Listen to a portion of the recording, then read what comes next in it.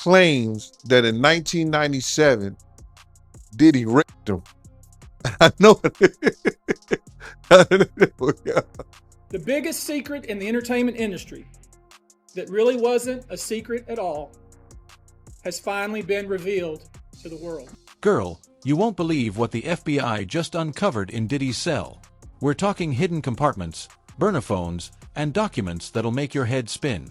Everyone thought he was just lying low behind bars, but it looks like he's been running a whole operation from the inside.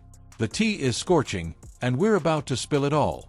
Ready for this? Another developing story as Sean P. Diddy Combs, another lawsuit being filed against him. This coming after the federal indictment in the recent weeks as he faces a lawsuit of more than 100 people and allegations of sexual abuse and sexual assault. The Texas-based attorney Tony Busby making this announcement earlier on today. Let me paint the scene of this secret find. It's straight out of a spy movie. Picture Diddy looking all calm in his cell. Nothing unusual, right? Wrong. The FBI, acting on a tip, started tapping walls and looking around until, bam, they hit the jackpot. A secret compartment hidden behind what looked like a regular wall. But this isn't just any amateur hole in the wall. It's some high-tech James Bond setup. The FBI stood there, stunned, wondering how Diddy managed to pull this off. Word is, he had a hidden space big enough to hide everything from secrets to supplies. Now, that's some serious inside connections. The wall of silence has now been broken, and victims are coming forward. Our team has had at this point more than 3,285 individuals contact us, with people claiming to have been victimized by Sean Combs. We now represent 120 individuals who intend to bring civil claims in civil court against Sean Diddy Combs, as well as claims against many other individuals and entities that we will name as defendants as we file these individual cases. I expect that through this process, many powerful people will be exposed. Many dirty secrets will be revealed.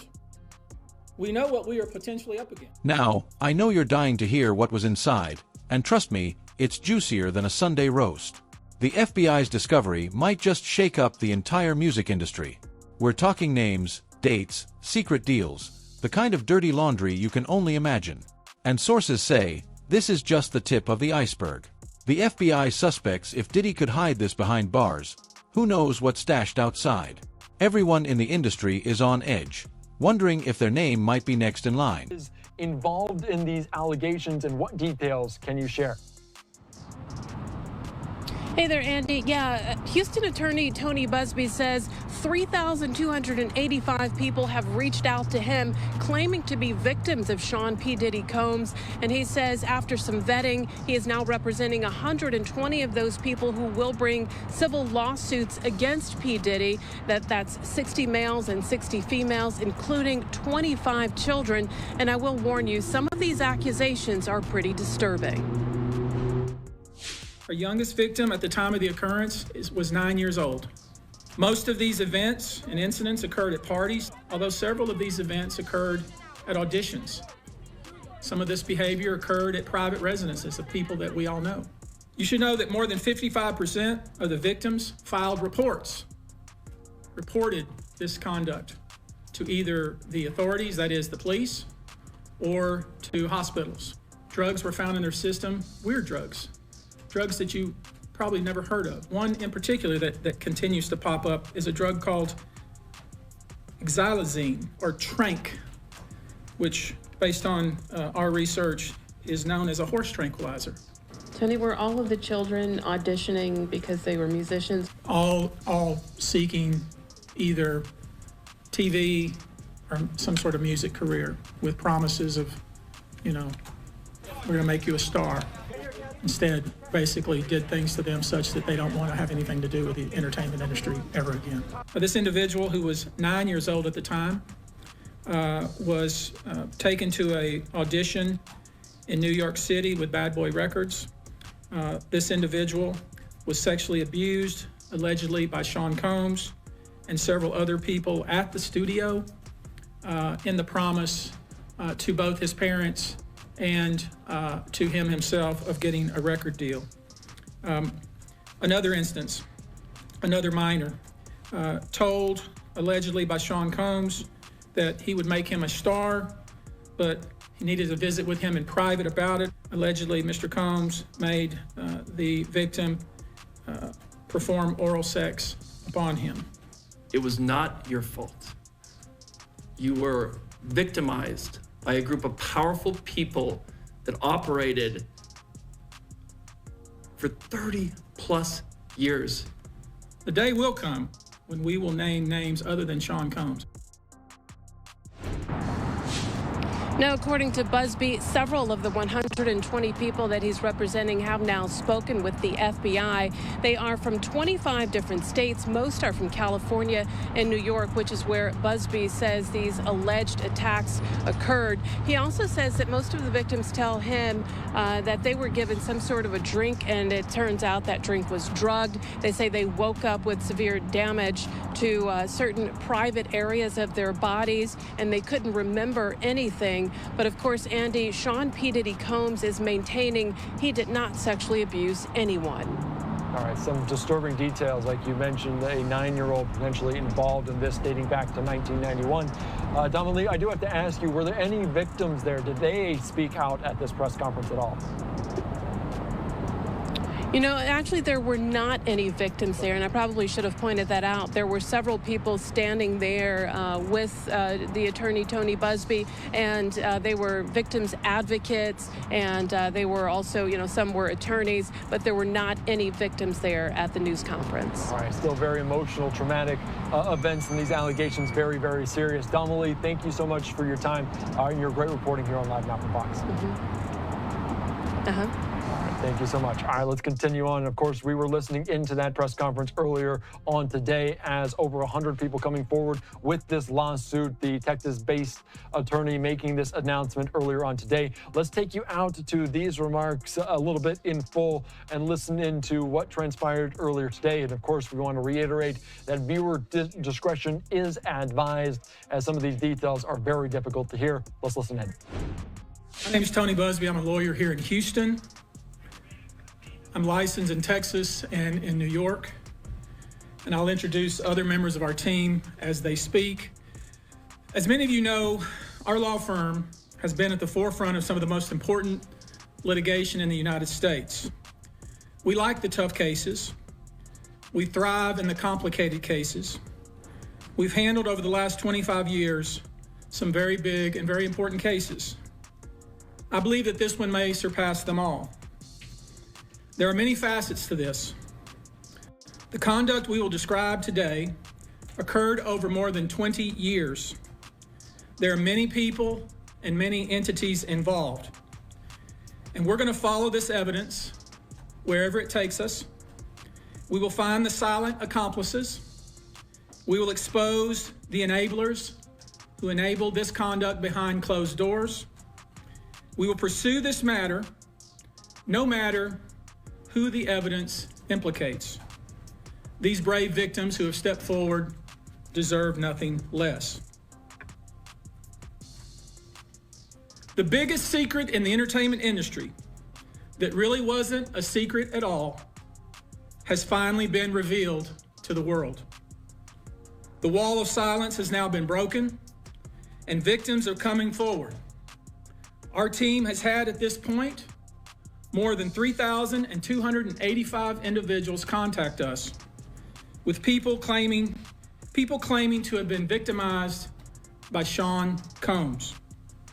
After vetting, we now represent 120 individuals who intend to bring civil claims in civil court against Sean Diddy Combs, as well as claims against many other individuals and entities that we will name as defendants as we file these individual cases.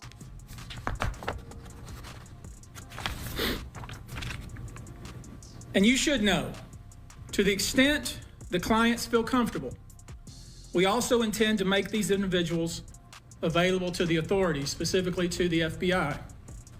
And you should also know a few of them have already been spoken to by the FBI. Now, before we discuss the nature of the claims and claimants themselves, let me comment on the large volume of calls we have received since our first announcement. Even before the indictment of Sean Combs, we had received a small volume of calls and had screened a handful of cases. After the indictment of Sean Combs and the announcement that we were pursuing these claims, the floodgates opened. People who wouldn't otherwise, for a variety of reasons, are now stepping forward to make their voices heard and to pursue justice. But no, most of these people are scared. They fear backlash in their communities. They fear backlash in their own families. They are afraid of retaliation from the perpetrators and their associates. They are rightly afraid for their own personal safety. I expect that through this process, many powerful people will be exposed. Many dirty secrets will be revealed. We know what we are potentially up against. Think that secret compartment was shocking? Wait until you hear what the FBI actually pulled out. It's like Pandora's box, but instead of evil spirits, it was packed with something that left even seasoned agents doing a double take. Imagine a stash of burner phones. Yes, not one or two, but an entire collection. Forget iPhones. We're talking old-school crime show burner phones, the type where people stay one step ahead. Now, everyone's asking, who's Diddy been calling? And what's he been plotting? Because let's be real, nobody needs this many secret phones unless they're up to something big. Heard about that guy that sued Diddy for $100 million? My man, I heard about it. I even watched the whole interview that they had. Derek Lee claims that in 1997, Diddy raped him. I know he raped a grown ass man. Yeah, he was a bartender. He said, and I don't want people to think that I think that's funny, but the shit is funny. He said it's sad. He said that he was invited to a party and it was girls there, it was guys there. Things got freaky. You understand? He's a bartender. He said that he was drinking Jim Beam and Diddy brought him a drink over. And then Diddy told him, I put a little something extra in there. And he said,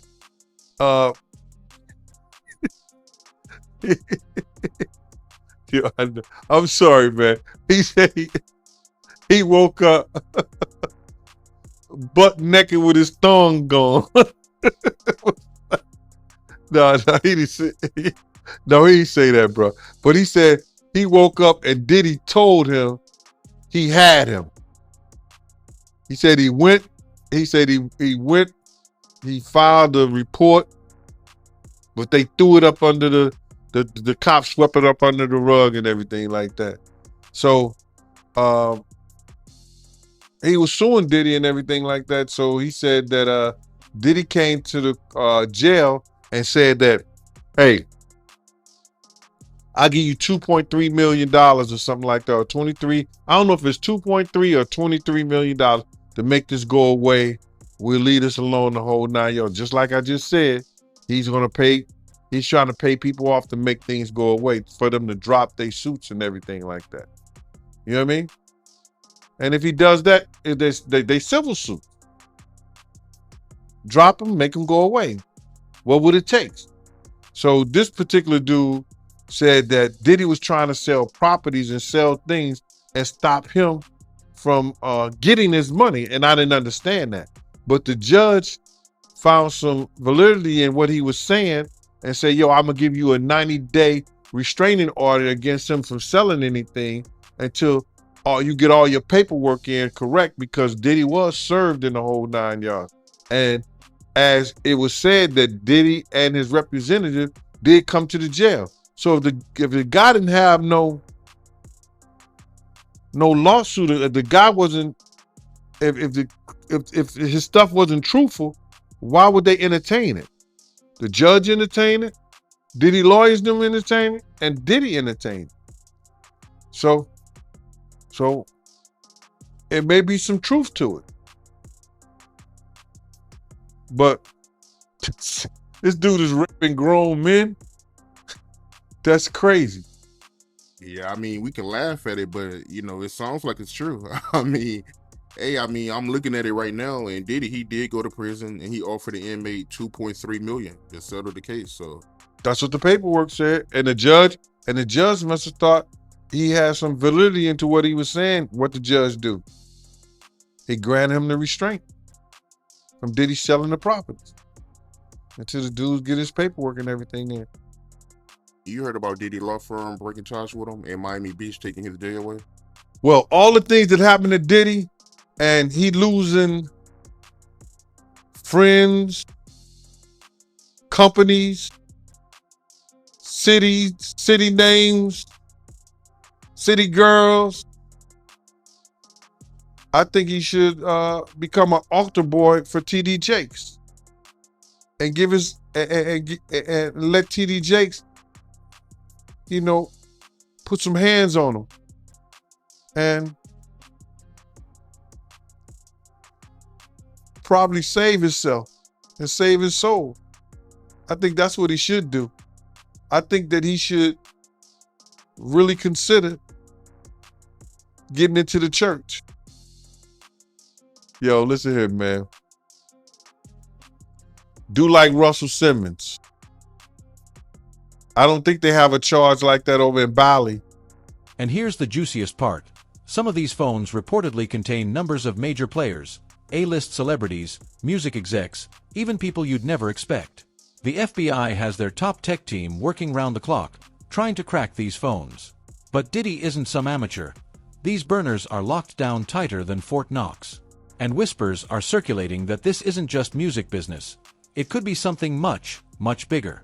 People are nervously waiting, wondering if their number might come up next. Because it wasn't the police, it was the feds, one of the persons who was with them. So you got to understand this, right? Okay.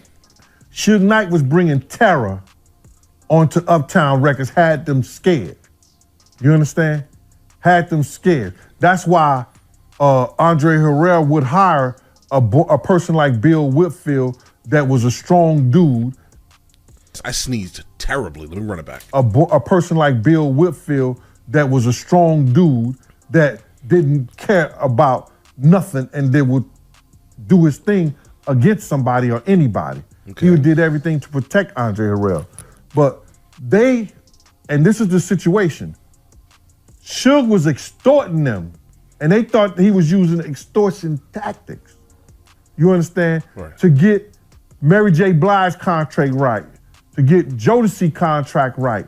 And it was this other person, I don't know, it was Jeff Red, I don't know who it was, but it was somebody else in Uptown Records that he was helping to try to get their contracts right. Because they wasn't getting no points, no publishing, they wasn't getting nothing but show money. You understand what I'm saying? So now, when Puff, Kirk Burroughs, that's the other person that was with them, they go up to the feds with all this paperwork, you understand? And I mentioned this before, you understand? They not only talking about the extortion stuff, they talking about how they trying to be made to have this what you call this promotion, this distribution thing. Okay. Those burner phones are scandalous enough, but wait until you hear about the paperwork. Among the phones were stacks of encrypted files that look straight out of a spy thriller. FBI agents are reportedly scrambling to decode what's in these mysterious pages. Sources say these documents might hold secrets that could shake Hollywood to its core. This isn't just run-of-the-mill gossip, it's the kind of dirt that could end careers. Everyone's on edge, wondering if their secrets are about to blow up. And which I'm finding out, they wasn't even gonna be a part of it until later. But they was in fear, like they was trying to be made to be a part of this whole distribution thing that Suge Knight was trying to build up with Rockefeller, because it was Dame Dash, it was Irv Gotti, it was Jay Prince. Jay Prince. It's the boogeyman, bro. And be careful, nothing to that man. Jay Prince. And Junior. And Death Row. You understand what I'm saying? So now everybody wanna everybody want to know who's this and who's that and want to go back and say, yo, how do you know? It came from the horse's mouth. He said he got all the paperwork to prove it. Kirk Burrows said it plenty of times, but nobody won't sit down with him. I mean, like, you won't get none of these, these radio stations and all this stuff like that to sit down with him. He said, I got the paperwork. He got files from the from the DEA and the FBI, all that stuff like that.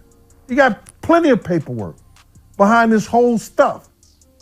But people want to get on here and say, yo, because they not privy to the information, you understand? You know what? Directly from the people who was involved.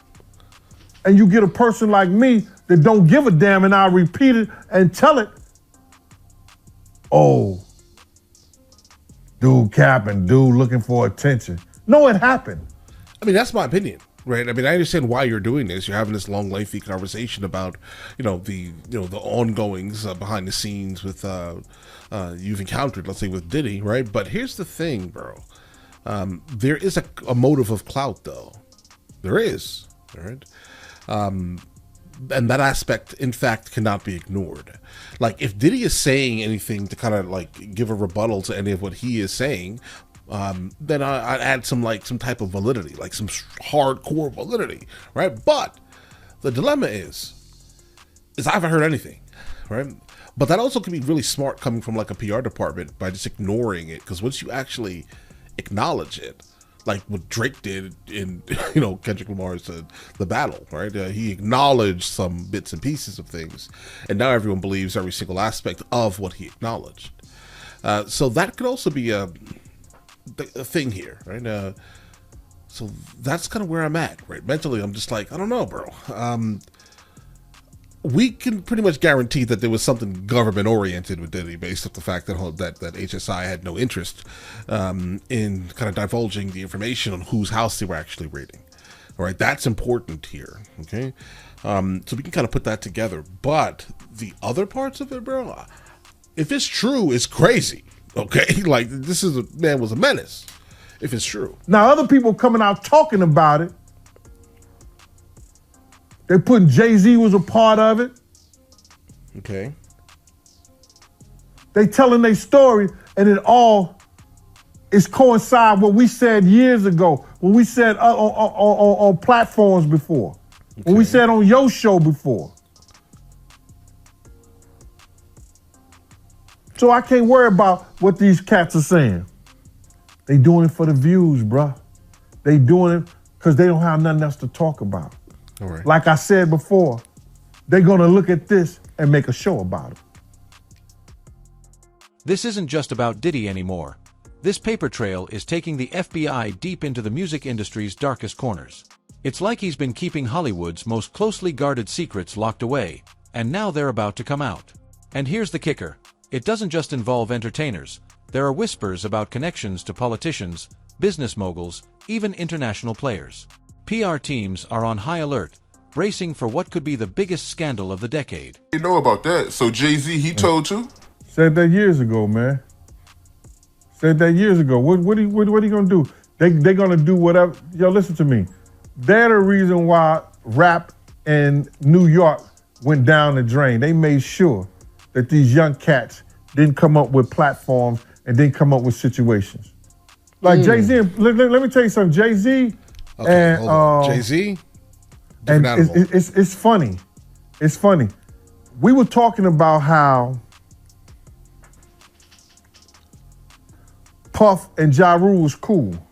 Okay. But at one time, Puff was trying to trick Ja Rule into going at Jay-Z. That whole weekend that he was with Sarah. The whole weekend they was in that hotel room. That day they was in that hotel room. All the way coming back on that G5 jet. He was trying to talk Ja Rule into going at Jay-Z. But now him and Jay-Z is like freaking frat. Crazy how things work out, huh? Locked up doesn't mean locked out, especially if you're Diddy. Word is, he's still calling the shots from behind bars.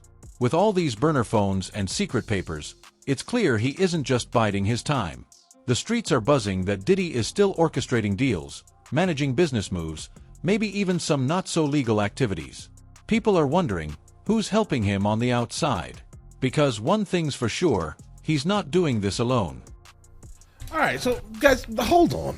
All right, my only thing here is there could be validity, but again, will we ever really know? Not really, unless it just comes out publicly and the evidence is just so damning that we all kind of come to the the state of acknowledgement to be like, listen, yeah, things are crazy. Right? He did all the things that are being speculated. But until then, I mean, how can we really, honestly, truthfully, kind of back any of this? I mean, it sounds super interesting to encounter, right? Again, do I personally think that he was kind of working with the government? Yeah, right, absolutely. And I think right now officially solidified it. That moment of them talking about how even the people that basically worked in the raid didn't know the house they were raiding. That little bit of information just kind of made my wheels turn a little bit and kind of realized that most likely, he was working with the government. But okay, now when it comes to Jay-Z though, guys, there's been a couple of documentaries that spoke about Jay-Z's absolute ruthlessness in the music industry. Right, so it doesn't surprise me anything music industry related. Right? Oh, people were being forced to sign bad contracts. I don't think they were being forced. I'll tell you this right here. They saw money, they signed and took it, and they got put into some ridiculous 360 contract. Right? That's what happened. 100%. I'm gonna give you $100,000 right now. Hear me out. I'm gonna give you $100,000 right now, but keep this in mind. Until your record sells $100,000, you don't make any money off of you. And a matter of fact, I'm not even going to give you $100,000. I'm going to give you $1 million, and I'm going to own you until you can pay back that $1 million. All the music you make, right? Everything. Let me recoup my $1 million, and then you can start making some money. So you better hope you make money fast. And I'm not gonna. And if you want me to reinvest in your next album, don't worry, I got you. I'm paying for all that studio time, pay all the airfare. I'm gonna do all that, right? That bill's gonna come up to like maybe $300,000. So I'm gonna go ahead and add that to that 1.3 million. So I'm gonna own you for even longer, right? That's the record industry. Okay, you want to run absolutely from signing contracts. Like the longer you can stay independent as an artist, that's what you need, right? And luckily, we're in a time where it's actually a plausible thing to remain independent for a really long time. So please do that, right? Build your social media. And this whole thing is starting to sound like a conspiracy, with Diddy right in the center. We're talking a web of connections stretching across the entire music industry. And trust me, more names will drop before this is over. Big names, too. People are saying Diddy's arrest was just the first domino, and now the whole line is starting to topple. The music world might never be the same. Obviously, Diddy was living the high life before, but in 4 North, it's a lot less privacy. It can be super boring. The dorm is reserved for high-profile criminals such as Sam Bankman-Fried, who is currently serving alongside Diddy for a cryptocurrency scam. R. Kelly was also there. However, sometimes boring is good. If you go into the regular units, it's nonstop cutting and stabbing and fighting, so it's kind of better to avoid all that. Positive bit for Diddy is that he has more freedom than inmates in other parts of the jail. They are not in cells. Friend frequent correspondent told. You envision them in small cells, but they are actually in a unit that is set up like a dorm and designed for high-profile individuals. Royal treatment at the MC is very small beds, even smaller than twins, and no more than a foot apart from one another. The beds are made of steel. Mattresses are 1.5 inches thick, and there are no pillows. The lack of privacy does not end there. The showers and bathrooms only have thin curtain for privacy. A lot can be heard by the other inmates. So look, he's got it tough, but it could be worse. It will be worse if he's actually sent away. There is no set schedule. You can't linger in bed and stay up all night, but you gotta, go to your head counts, wake up early, typically 6 or 7. With the right cop, you can spend all night watching television. So also a lot of time killers. There's a gym, board games, card games, ping pong. They have access to tablets where they're not connected to the internet though, but they can watch movies, play games, listen to music. There aren't a lot of books apparently. Going Infinite was not there. Going Infinite about Bankman-Free was not there when Sam first arrived, but there is now. Maybe someone smuggled it in. Interesting. Diddy's not eating his favorite delicious delicacies. We've talked about that, but overall, I'm more disturbed by this weird. Why can we spy on the females there? They haven't hold up the greats. Let's fix that. Let's not give them that win. Meanwhile, Sting, Diddy, they had a huge hit. The tribute to Biggie, "I'll Be Missing You," where it sampled "Every Breath You Take." Well, Sting has now responded. Here's the quote, came in from LA Times. Sean Diddy Combs famously sampled "Every Breath You Take" from his "I'll Be Missing You." Do the recent allegations against him taint the way you think about every breath you take? Sting replied, no. I mean, I don't know what went on with Diddy, but it doesn't taint the song at all for me. It's still my song. Well said. People still love it? Absolutely. So look, he's being careful. He's not chiming in on this. He's been friends with Diddy. That's what's also interesting about this. And you go back and how this whole thing happened. How did Diddy sample "Every Breath You Take"? He said, this is back in the day, these guys just take your stuff, put it on a record, and deal with the legality later. Elton John told me, "You gotta hear, I'll be missing you. You're gonna be a millionaire."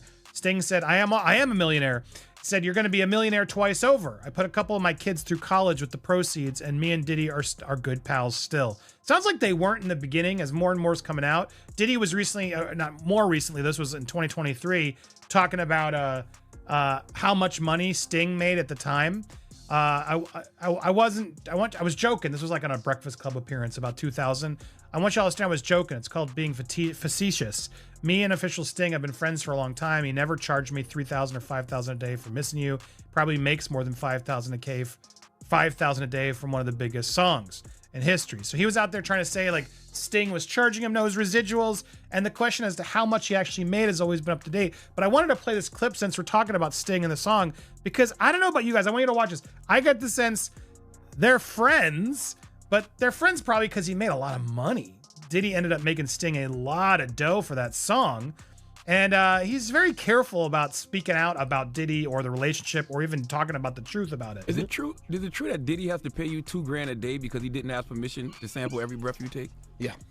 Wow. For the rest of his life. Wow. No, that's a fact. No, I read that before. Wow. That's not true, is it? Why would he lie? It's on the radio. Yeah, it has to be It's on the radio. He's there with Shaggy. He was like, come on, this is stupid. And he's just not letting it down. He doesn't really want to fess up. It ain't fake news. That's why Diddy slipped down from number 1 to number 2 on the Forbes list. Oh my God. No, I'm serious. But did he ask you for permission? Yes, he did. After the fact? Yes, he did. Did he ask you permission? Yes, he did. After the fact? Yes, he did. So he's just not having it. He's not getting involved in the drama. It was after. We're very good friends now. Oh, okay. We're very good friends now. Notice that? Because he got rich from it. Were you upset? No, not at all. He was happy. Yeah. No, I'm very happy. How much you said it was again? I think it's $2,000 a day. It was a beautiful version of that song, and Yeah. So how did you guys go? That's it. Then they go on to talk about how Shaggy and Sting have made a lot of songs and even a whole album together, and that's what it is. But look, this song was a massive hit. Look at that. What is this? Platinum, 3 times standard, 3 times platinum, gold. This song was mega hit. Now look, he even got Grammy nominations. This whole thing was bonkers because of it. So it's encouraging to see, look, Sting's not getting involved. Sting made a lot of money. Sting's a careful guy. He doesn't go out there and cause any drama. But it's interesting to see that, yeah, he's making it clear, yo, that's my song, not Diddy's. And let's be clear, chat, it is his song. Every Breath You Take is absolutely a Sting Police song and not a Diddy song. Diddy sampled it for that song. It was popular because of Biggie, because it was a tribute to Biggie, and also because that riff is catchy. Everyone knew it. It was a good producing of the riff. But no, the song is Sting's, and there's no reason why Every Breath You Take should be sung. If there's any reason Every Breath You Take is tainted, it's just because it's a creepy stalker song. It is if you listen to the lyrics, but it's a beautiful, amazing song. I got to see Sting live with Billy Joel here in Tampa. They played like a one-night-only event, and they're starting to do it at a couple other random cities, one night only in each city. Definitely catch it out. He's still got it. Sting is amazing. Good dude. Seems like a good dude. Look, I don't think they're friends. I don't believe he was at these freak-offs. Judging by what I've watched, sounds like He kept his distance. He was frustrated. He got paid. He was grateful. This Diddy drama is turning into a full-blown Hollywood earthquake. What started as a jail cell discovery is now shaking the industry from top to bottom. The FBI thought they were just busting one music mogul, but they've stumbled on a treasure trove of secrets, leaving everyone from rappers to record execs on edge. This is just the beginning. So keep watching, because when this story's done spilling, the music industry might look very, very different.